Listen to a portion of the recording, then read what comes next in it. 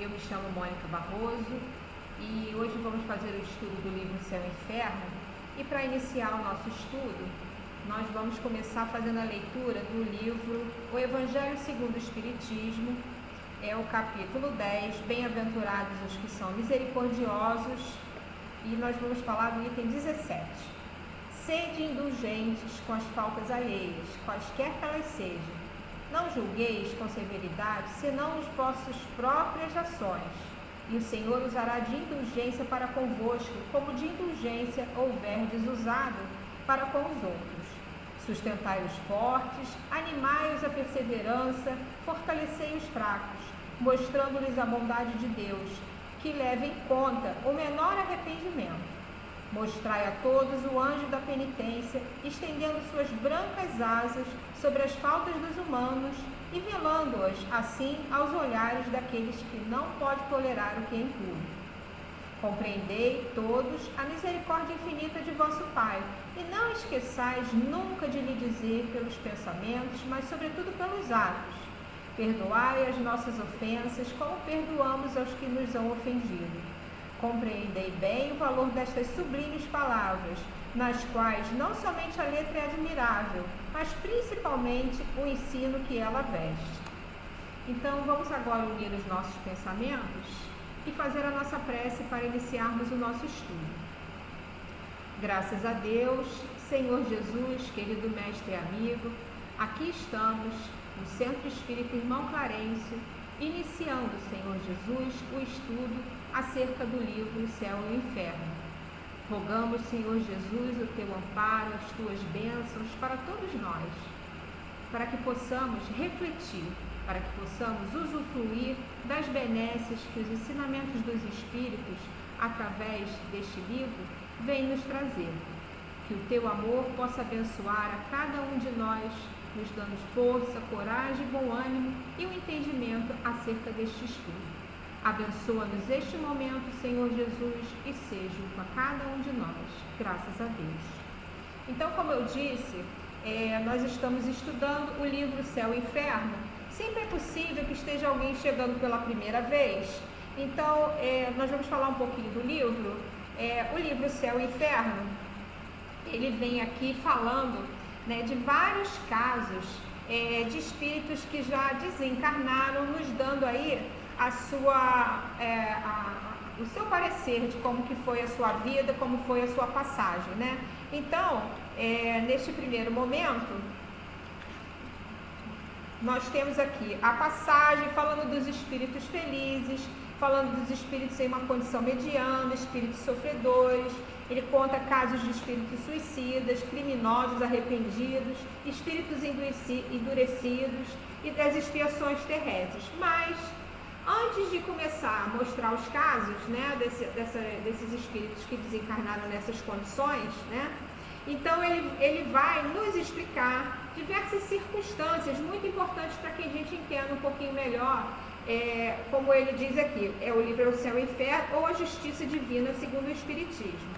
Então, na primeira parte, ele vem falando do futuro e o nada, o receio da morte, o céu, o inferno, que é o tema que nós vamos estudar hoje. Por isso que eu estou falando dessa forma, que pode ter alguém que se interesse pelo tema, né, queira entender um pouquinho mais acerca do inferno, e vem aqui buscar nesse estudo essas informações. Então, a gente vai dissertando um pouquinho do que o livro fala. Né? Então, ele continua aqui fazendo um quadro comparativo do inferno pagão e do inferno cristão. Fala do purgatório, das doutrinas, das penas eternas, das penas futuras, segundo o Espiritismo. Comenta sobre os anjos, os demônios e a intervenção dos demônios nas modernas manifestações. E fala da proibição de evocar os mortos. Daí, então, ele começa a nos trazer os casos dos espíritos em suas diversas situações de desencarno.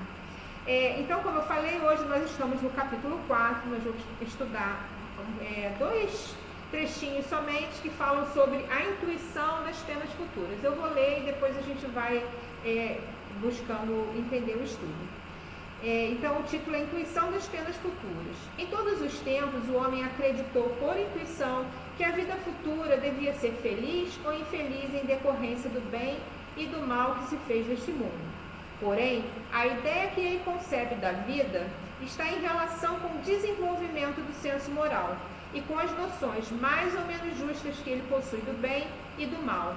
As penas e as recompensas são reflexo dos instintos que nele predominam.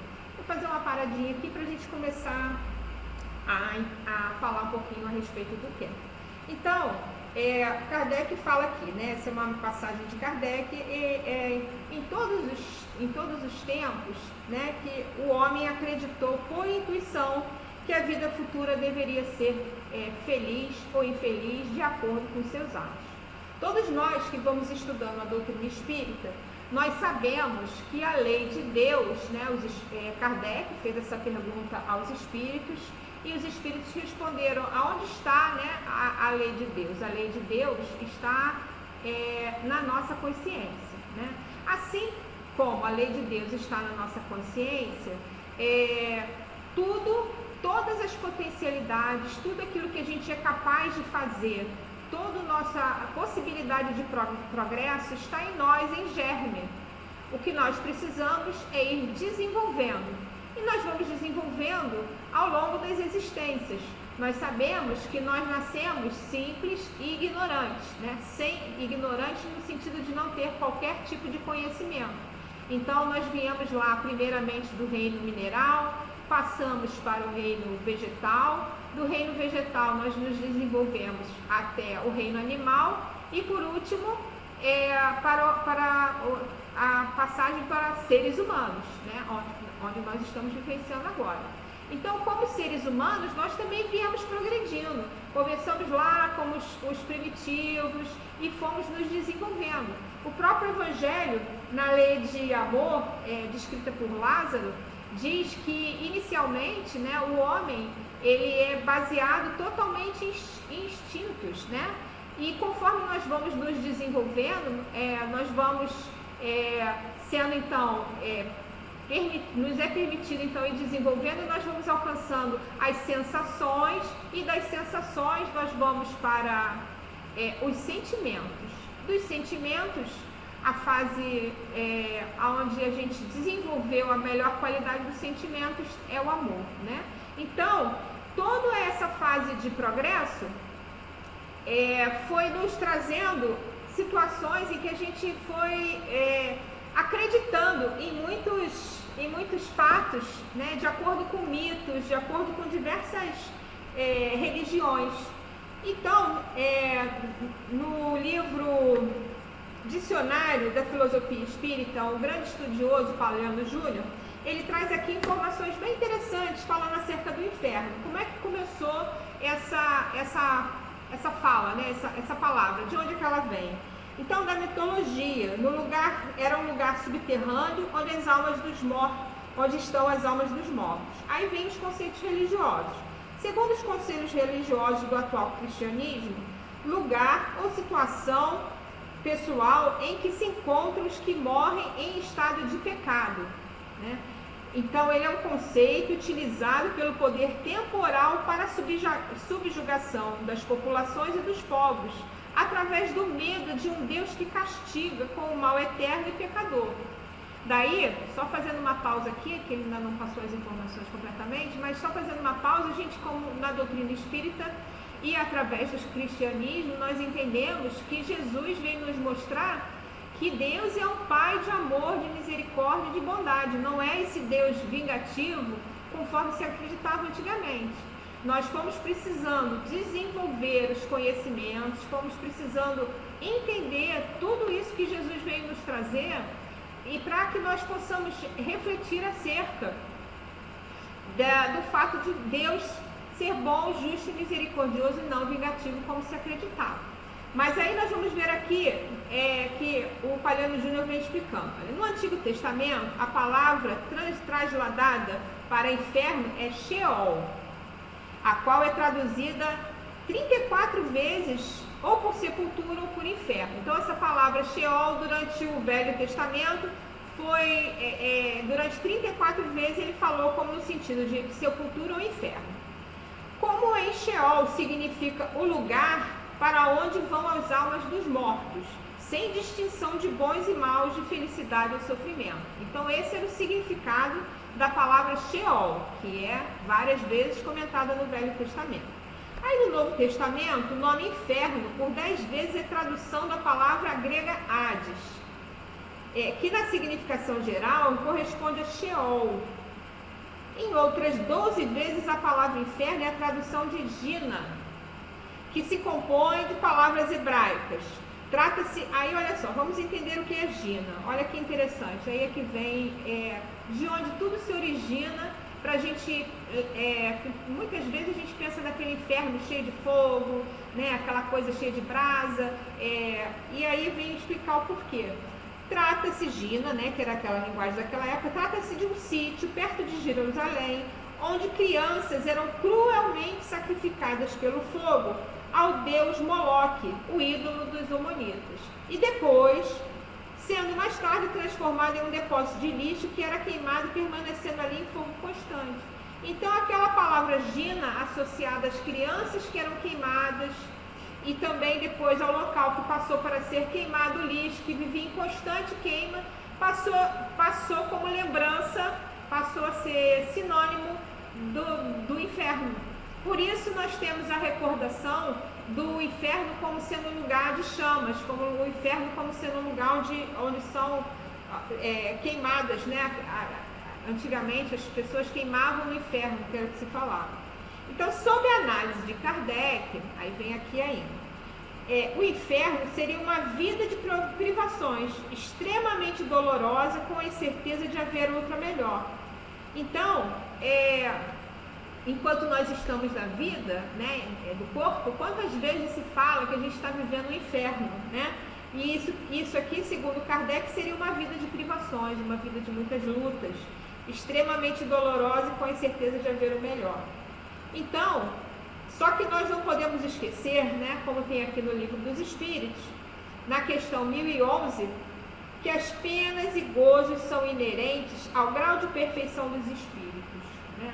Ninguém vive queimando no inferno, como se dizia antigamente, por acaso. Ninguém foi jogado lá ou em circunstâncias semelhantes por não ter feito nada, por ter sido bom, por ter sido justo. Se está passando por situações difíceis, que lembra essa situação de queimar no inferno, é exclusivamente porque está cometendo equívocos, ainda não aprendeu, ainda está desenvolvendo, ainda está passando pelas provas e expiações até que se desenvolva completamente e aprenda a não cometer mais erros, né? Então, o inferno e o paraíso não são, isso é muito importante, o inferno e o paraíso não são senão figuras. Há por toda parte espíritos felizes e infelizes. Então não existe um lugar circunscrito aonde vão aquelas pessoas que vão, como se diz, vão queimar no inferno, né? Tudo isso está no tipo de pensamentos, no tipo de vida que eu vou levando, né? A gente tem aqui no livro dos Espíritos também, na questão 960, que Kardec faz a seguinte pergunta: de onde se origina a crença com que deparamos entre todos os povos na existência das penas e recompensas por vindouras? É sempre a mesma coisa, pressentimento da realidade trazido ao homem pelo Espírito nele encarnado. Porque sabei-o bem, não é debalde que uma voz interior vos fala. O vosso erro consiste em não lhe prestardes bastante atenção. Melhores vos tornareis se nisso pensasseis muito e muitas vezes. Então, como eu falei antes, a lei de Deus está incutida na nossa consciência. Assim também, todas as nossas capacidades estão em nós em germe. E nós podemos evitar muitos erros se quando nos vêm as intuições, né, daquilo que está certo e daquilo que está errado, nós prestarmos muita atenção. Um exemplo simples: no outro dia eu caminhava pela rua e estava caminhando distraída, querendo realmente fazer uma caminhada, e vi, né, ao longe, que eu ia passar por um caminho extremamente deserto e ouvi 2 homens falando que era um lugar perigoso. E eu continuei durante alguns segundinhos caminhando. Até que então eu ouvi aquela minha voz interior falando assim: pode voltar. Volta, porque esse caminho aí não é bom não. Não se coloque em tanto risco. Foi bem claro isso para mim.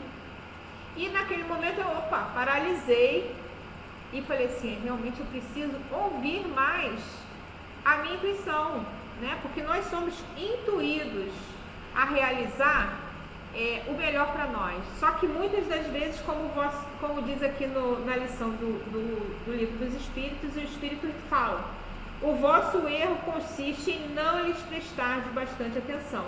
Melhores vos tornareis se nisso pensasseis muitas e muitas vezes, né? Então, prestar atenção. Quantas vezes eu sou chamada a seguir um caminho melhor por mim mesma, sendo intuída, utilizando a inspiração, talvez, do nosso anjo guardião, que nos quer bem, e eu não sigo essas intuições, como eu ia fazendo, né? Eu ia seguindo aquele caminho, mesmo tendo ouvido um homem falar que aquele era um caminho perigoso, falando para o outro companheiro dele correr, eu estava andando distraída e precisei ter esse impacto para mudar o caminho. Assim é nas nossas vidas, com coisas mais sérias, com decisões que cabem a nós para que a gente possa levar uma vida melhor.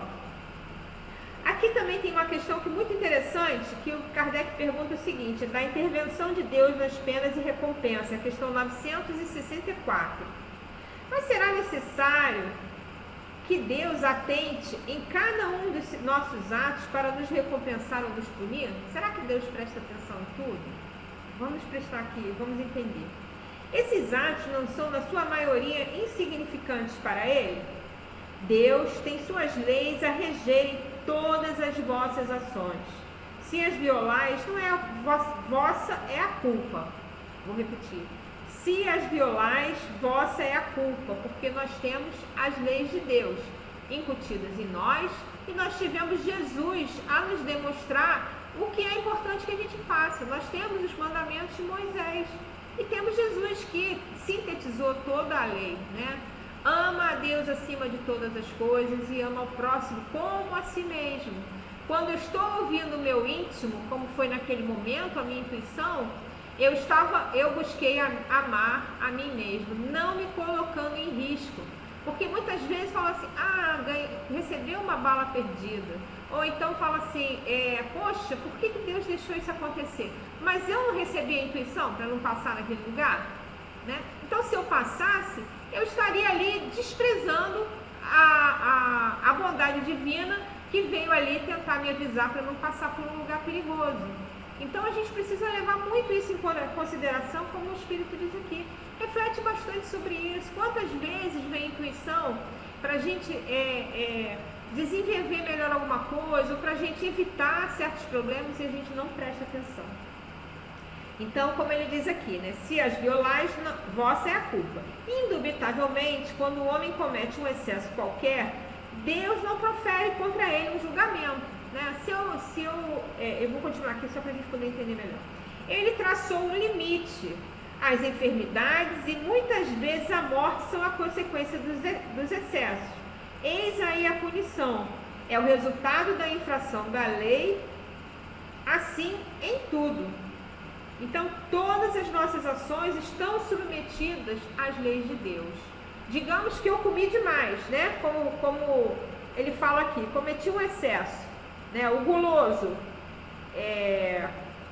digamos que eu comi demais. O que acontece? Deus vai me punir? Não. Eu tenho um organismo que está de acordo com a lei de Deus, e esse organismo chega uma hora que ele não suporta aquela quantidade excessiva de comida que eu coloquei para dentro, né? Que eu ingeri.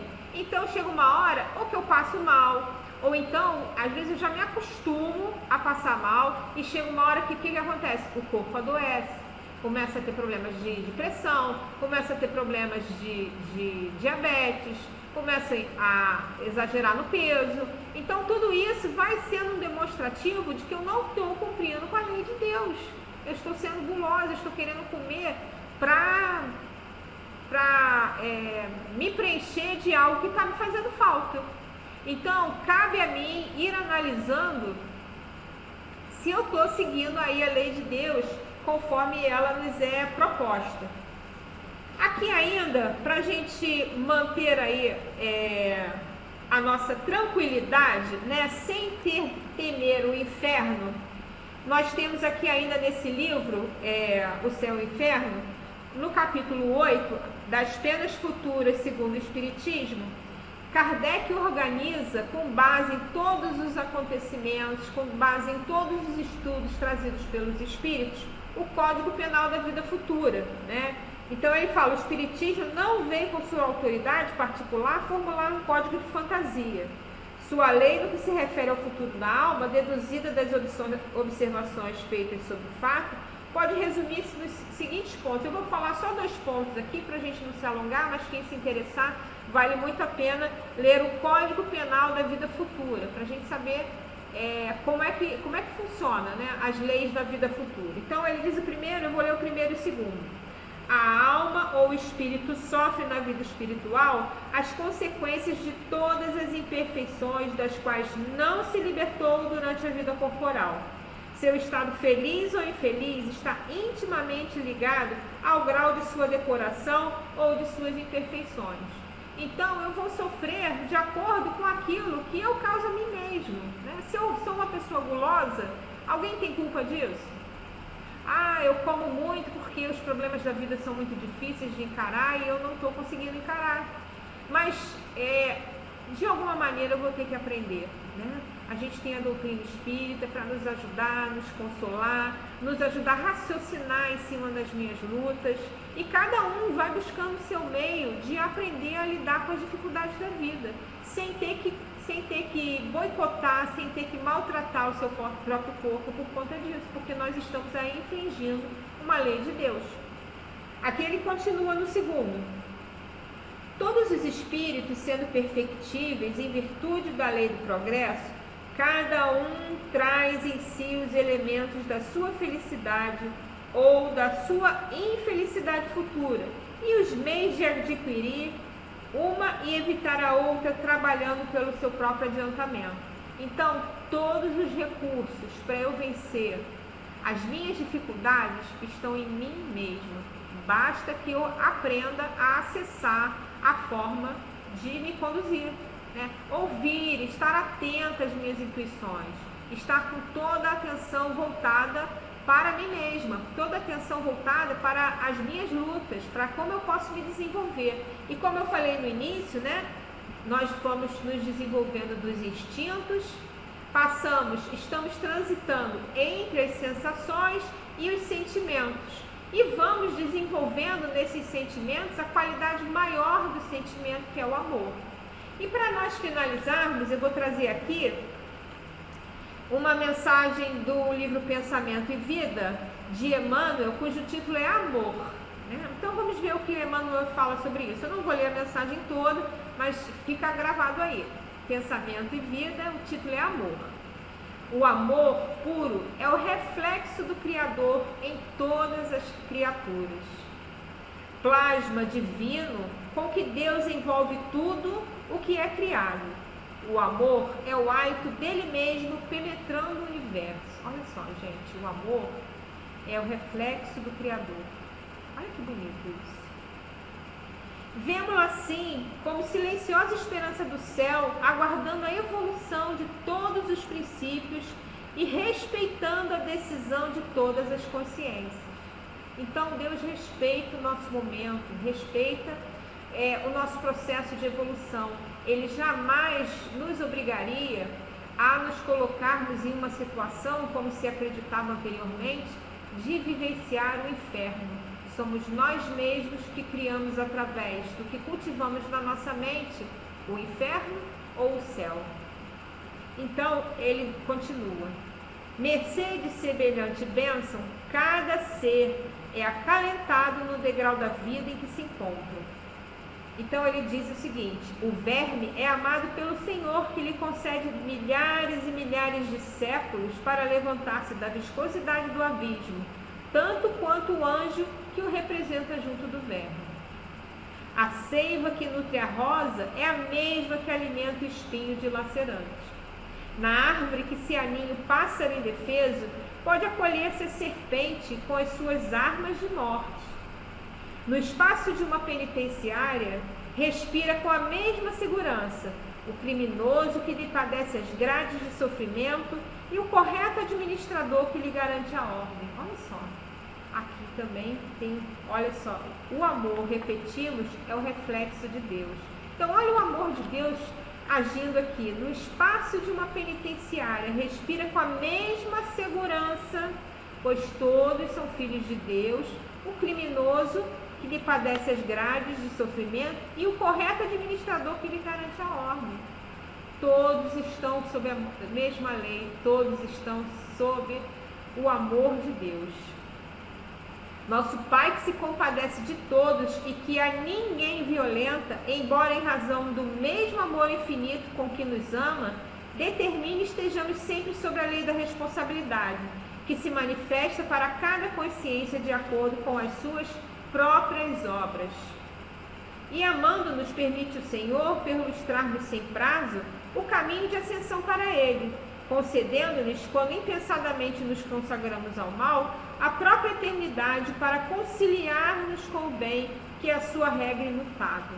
Então, não importa em que circunstância estejamos, sempre há tempo de modificar, sempre há tempo de buscar o bem, sempre há tempo de sermos nós o reflexo de Deus, porque quando a gente age no bem, seja para nós mesmos, em especial para o nosso próximo, nós estamos sendo o reflexo do Criador, nós estamos sendo amor.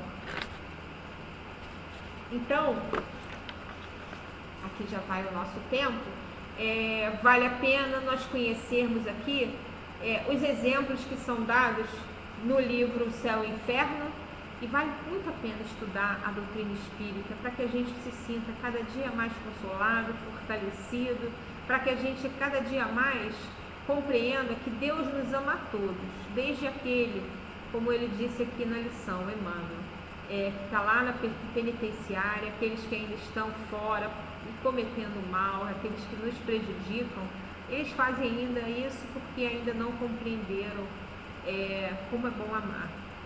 Não foram ainda amados por nós, seus semelhantes. Então ainda causam muito mais o mal do que são capazes de causar o bem. Mas em germe o bem existe neles, assim como existe em todos nós. Então que nós tenhamos piedade, que nós oremos por esses irmãos que ainda se comprazem no mal e que nós possamos refletir que o inferno ou o céu estão dentro de nós e não numa área física específica. Então, que Deus nos abençoe a todos, que possamos sempre buscar o estudo, buscar refletir acerca da bondade de Deus. Vamos então agora fazer aqui a nossa prece para finalizar. Graças a Deus, Senhor Jesus, querido amigo, nós te agradecemos muito a oportunidade de estudarmos a doutrina espírita, em especial, Senhor, a oportunidade de estudarmos o livro Céu e Inferno. Que a tua paz, que o teu amor, que as tuas bênçãos continuem nos envolvendo, nos sustentando, nos guiando, sustentando as nossas famílias, os nossos lares, sustentando essa casa abençoada, o Centro Espírita Irmão Clarence, e cada um dos que aqui vêm possam se sentir igualmente fortalecidos, equilibrados, sob as tuas bênçãos, sob a tua paz. Então, Senhor Jesus, em teu nome, em nome de Clarence, em nome de toda a espiritualidade que aqui trabalha, mas sobretudo em nome de Deus, pedimos permissão para encerrarmos o estudo do livro Céu e Inferno deste dia. Que assim possa ser, Senhor Jesus, graças a Deus. Muita paz a todos.